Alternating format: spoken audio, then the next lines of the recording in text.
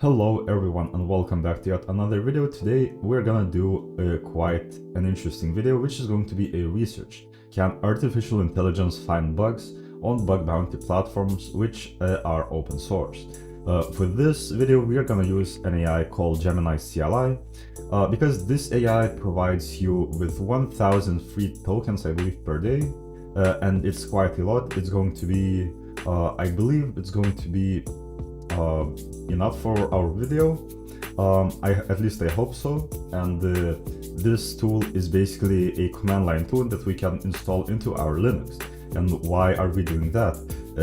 On HackerOne, we are gonna try to find bug bounty platforms which have a type of source code, and we're gonna try to do source code analysis using AI. So we're gonna feed the source code to artificial intelligence, and then it is going to try to find bugs for us based on the source code that we provide to it. So without further ado, let's get into the video. So the first thing that we will have to do is install Gemini CLI, and we're gonna have to install it with npm. So let's run npm install-g Google Gemini CLI, and then after it finishes installing, we can run command Gemini to see that we are logged in. And I think I am already logged into my account. If you're not, it's just gonna prompt you to log in, and you can just log into your account if you want to follow along with the research with me. So that's done. The next step is going to be selecting a bug bounty program. I'm gonna just scroll through the programs, and I'm gonna find one that suits for this video. A program that's not going to be too difficult for us, but it's not going to be also a BDP or something like that. I just want to see if artificial intelligence can actually find bugs. So let me just pause the video, and I'm gonna come back when I find a program that I will choose to hack on. So after choosing a bug bounty program, I've decided to go with this one. This is a program created by Ian Dunn, I believe that's his name, and he is a WordPress developer who maintains several small open source projects. And this is a bug bounty platform that actually pays bounty. This is a program from HackerOne. So what I did is, I already showed you that I just went on and I selected source code and I just scrolled through the programs. I've chosen this program because it is quite small, and reports are actually getting resolved here, and we can see some bugs on activity, which is going to be helpful for us, because I've decided that I am going to do something that I haven't seen anyone else do, is provide AI with context on bugs. So the first thing that I'm gonna do is go to scope and then read all of the scope. So basically what he says is that he accepts bugs from any of his GitHub repositories except forks, and then he provides a link to his WordPress profile, and there are some plugins that you can try to exploit. So what I'm gonna do is go to his GitHub repository and then look for some files that have been updated recently, or actually I'm just gonna download a lot of them. So I'm just gonna go to his .files, and I can see that they have been updated 5 days ago. And you might think that .files are not like exploitable or anything like that, but if you were to go to his activity, you can actually see that there is a high bug resolved on the .files. So we will actually try to also use .files. The first thing that I'm gonna do is just git clone a lot of repositories from him, and I'm just gonna try to take as much source code as I can from his GitHub and from his WordPress profile. And once I do everything, I'm just gonna get back, and I'm just gonna pause the video right now, and then we're gonna come back later. So I have installed quite a few of his WordPress plugins and repositories, but I installed only one repository because all of the other ones have been updated a long time ago. as you can see, if we go to his profile, we can see that this one was updated 5 days ago, and all of the other ones were updated like more than a year ago, and even longer time than that. So I haven't installed these actually because I'm not sure how much the AI is going to handle, and if we are going to run out of tokens, or we will have some more tokens. If we do have some more tokens, I'm going to install other plugins, and we're going to try do that as well. But I have installed quite a couple of these WordPress plugins, so I'm just gonna do unzip star on these, unzip star.zip, like that. File name not matched. Let me actually just unzip all of them, and I'm gonna resume the video. I have unzipped all of them one by one, so I'm just gonna do rm star.zip like that, and then we are only left with these folders. The next thing that I want to do is go to his HackerOne profile, and then if we go to activity, we can see that there are a couple of reports that have been reported to him, and they were disclosed, so we can actually look at them and just see what kind of vulnerabilities exist on his profile. But because this is an AI video, I'm not gonna read any of them actually. I'm just gonna go ahead and try to download all of them. So the first thing that I'm gonna do is just copy all of the HTML from the body of this page. So I'm just gonna Control-A, Control-C, then go to HTML formatter like this, and then free online HTML formatter. Then I'm just gonna paste the HTML formatted, and then I'm just gonna copy the HTML, and then go to this folder. It's fine. I'm gonna do reports, and then I'm just gonna paste everything here. I'm gonna close it, and then I'm gonna cat reports, and then grep on. As we can see on HackerOne, if we go to HackerOne, we can just open our developer tab, and then we can click on, for example, this reports here, and we can see that this report is being referenced to by this href tag, and it has /report/ the report ID on it. So I'm just gonna copy this, and then I'm gonna grep for reports, and then let's see how many we have here. We have 45 reports. So what I'm gonna do here is basically just copy every single report like that, and I'm just gonna feed it to AI. So I'm gonna go to ChatGPT, or I'm gonna go to let me actually open private window, then go to ChatGPT, and then paste all of the reports, and then say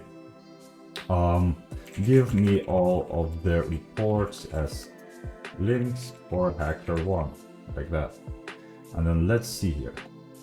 It is only giving us links like that. I actually don't want that. Give me the actual links, not hrefs, just the links with HTTPS, for example. Let's see if it can actually solve my task. And it can. It is giving me all of the links to all of these reports. So the next thing that I'm gonna do is open like one of these reports, and then just open it like that. And let's see the contents of this report. Can we actually somehow copy everything? I'm just gonna pause the video, and I'm gonna figure out how can I do that. And if I manage to, when I manage to copy everything, I'm just gonna resume the video and show you how I did it. So after attempting to basically dump all of the report files, I have came to the conclusion that I'm just gonna ask Gemini CLI to automatically fetch them, because it is a lot of work and I just didn't want to bother creating a script or something like that. So I just made a file called reports.txt. If I cat a file, cat reports.txt, we can see that there are all of the reports from the HackerOne page. If we go back to HackerOne, right here, and then go to our I am done program, let's see, let's wait for it to load. I'm just gonna do something like that. I'm gonna copy the scope here, and then I'm gonna paste it to scope.txt file in my folder. So vscope.txt. I will paste it, and then I will with the scope.txt file. So we have reports, we have scope. The next thing that I'm gonna need is that's it maybe. The scope file is actually not scope file, it's just overview file. So move scope to overview.txt. And now what I'm gonna do is open Gemini. I'm gonna open a new pane here, and then I will wait for the Gemini to load. I can see that I'm authenticated and I have 100% of my tokens left, so I haven't used any of the tokens. If I go here and then I will just run tree.command to see all of the files, we can see that we have 410 files. That's quite a few files, so I'm not actually sure how Gemini is going to handle all of them and how fast it is going to read them, but we will see. So what I'm gonna do is give Gemini this prompt: pretend that you are a bug bounty hunter.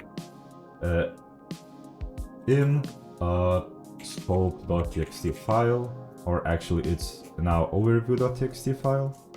In overview.txt file, you will find all of the required information about the bug bounty program.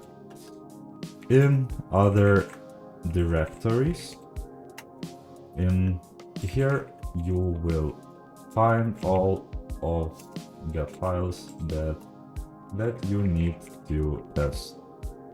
So now let's actually look at the Gemini.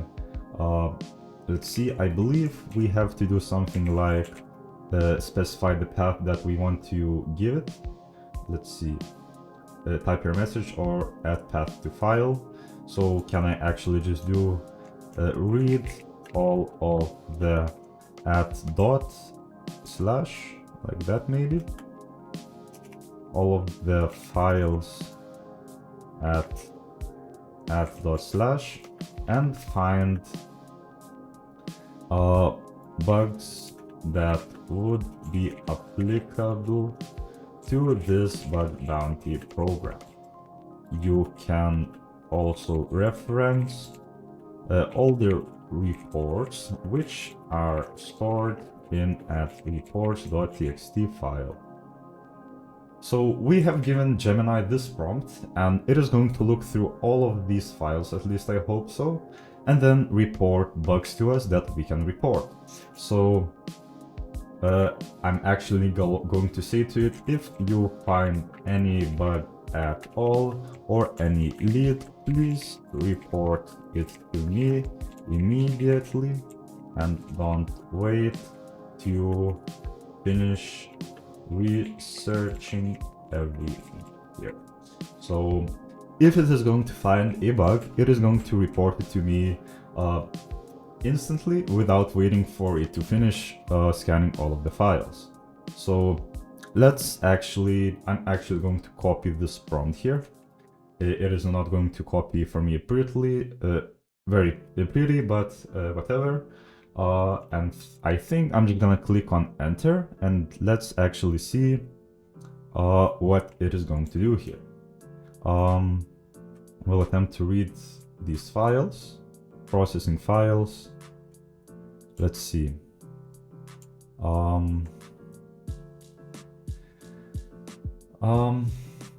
I hope it is working. Let's see what is the error.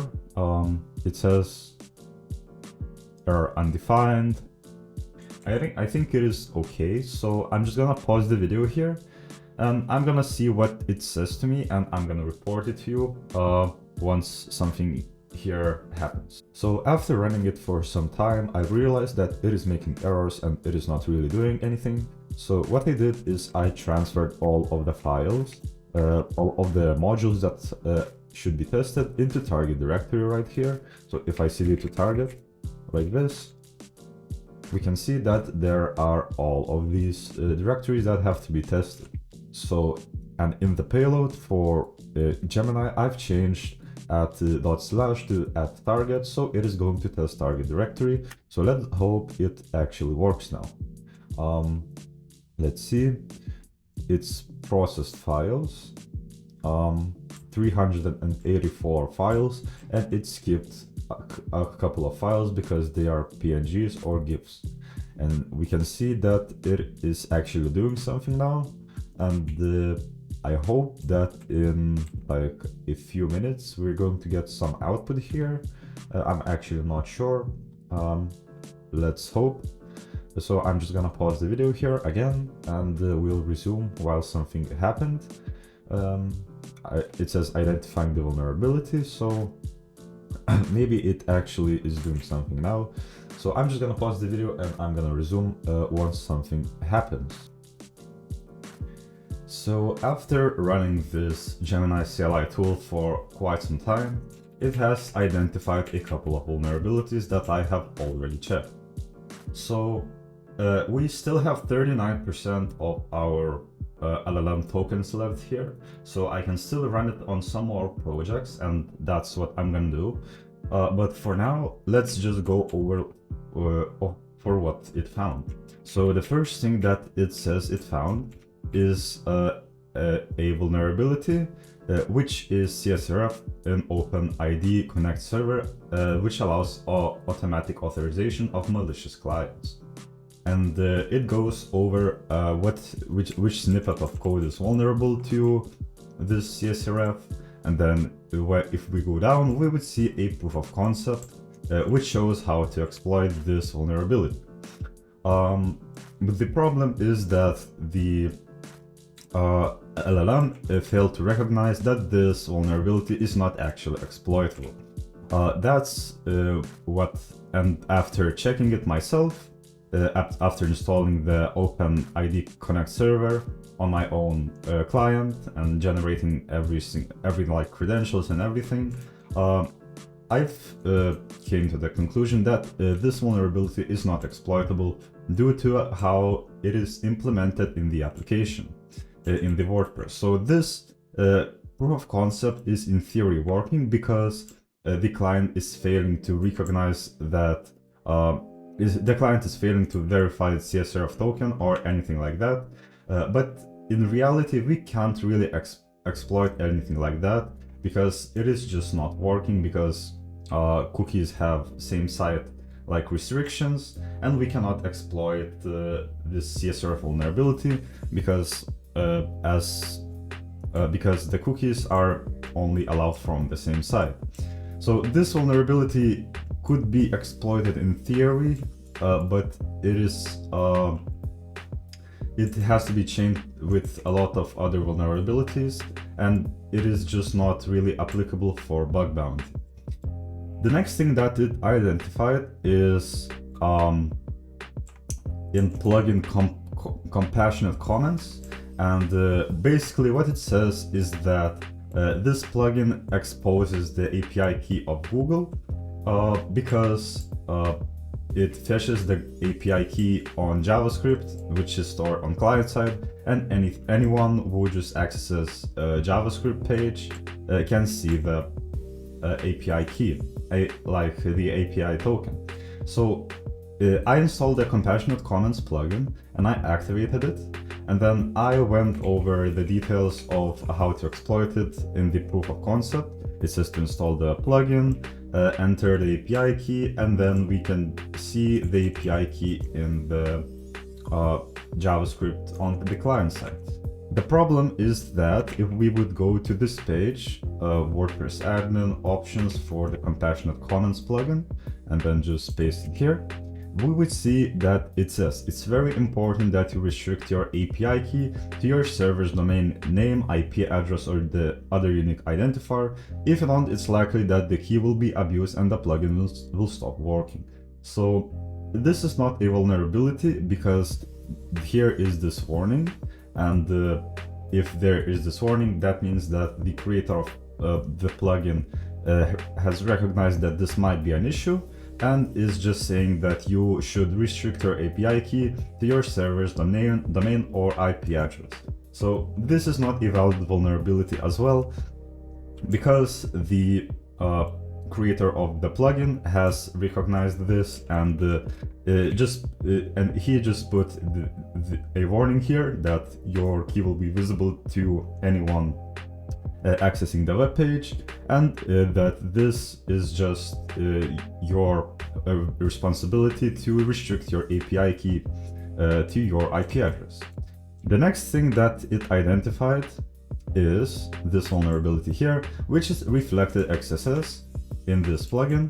And basically how this XSS is exploitable is that the WordPress version variable is not being escaped from HTML elements, so it can just run the JavaScript code like here. But the problem is that you need a way to manually set the WordPress version variable here, but it is not possible. And I've asked it to find me a way to control the variable, and it said that there is no way to control the variable without like any other vulnerability chaining or anything like that. And after that, it said that it already finished. I have now completed my initial research of all the provided files. So I'm just gonna finish trying to scan all of the other plugins from the HackerOne's program. But in reality, LLMs are just not really that advanced yet, at least the ones that I am using. Maybe Claude Code, because there is this Claude Code CLI, I believe. Let's see. I'm gonna use just another browser here. Oh, of course, I have to disable Foxy Proxy. Claude Code CLI, like that. Claude Code Overview, I believe, somewhere here. Yeah, we can see that there is this Claude Code, and it's pretty similar to Gemini CLI. I haven't actually tried it because it is paid, I believe, and you have to pay for the tokens, so I don't really want to try it.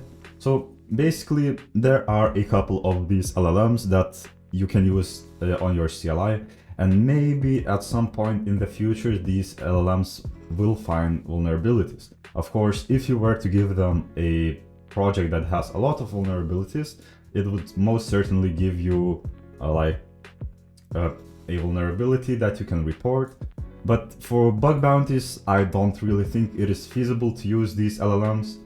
Maybe at some point in the future they might be able to find more vulnerabilities, but they are not advanced at all just for now, just yet. And if there isn't like a really obvious vulnerability in the project, then it will probably not find it. So that's going to be it for this video. I just wanted to talk about how LLMs could be used to find and exploit vulnerabilities, but after doing this research using Gemini CLI, we came to the conclusion that it is not really producing anything useful just now, and LLMs have to advance quite a lot more for us to find vulnerabilities using them. So that's going to be it for this video. I hope you enjoyed it, and I will see you in the next one. Goodbye.